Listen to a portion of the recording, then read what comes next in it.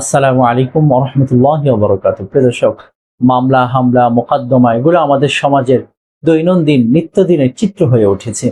আপনি যদি মামলায় জড়িয়ে থাকেন, মামলায় বিজয়ী হওয়ার একটা আমল আছে। আল্লাহ রাব্বুল আলামিনের কালামুল্লাহ শরীফের একটি আয়াত আছে, সূরা বনী ইসরাঈলের ৮১ নম্বরের আয়াত।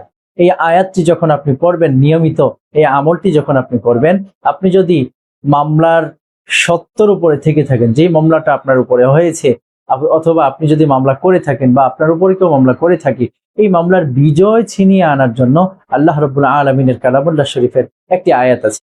আপনি যদি সঠিকভাবে আমল করতে পারেন, তো আল্লাহ রাব্বুল আলামিন আপনাকে সেই মামলার মধ্যে জয়ী করবেন ইনশাআল্লাহ। সেই আয়াতটি হচ্ছে ওয়াকুল জাআল হক ওয়া যাহাকাল বাতিল ইন্নাল বাতিলা কানা যাহুকা। ওয়াকুল জাআল হক ওয়া যাহাকাল বাতিল ইন্নাল বাতিলা কানা যাহুকা। আমি আবারও বলছি, ওয়াকুল জাআল হক ওয়া যাহাকাল বাতিল ইন্নাল বাতিলা কানা যাহুকা।